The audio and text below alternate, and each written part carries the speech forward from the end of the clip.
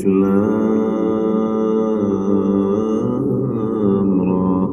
تلك آيات الكتاب المبين إنا أنزلناه قرآنا عربيا لعلكم تعقلون نحن نقص عليك أحسن القصص بما أوحينا إليك هذا القرآن وإن كنت من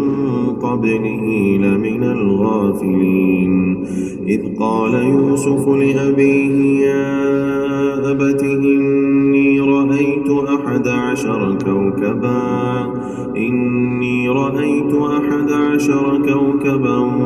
والشمس والقمر رأيتهم لي ساجدين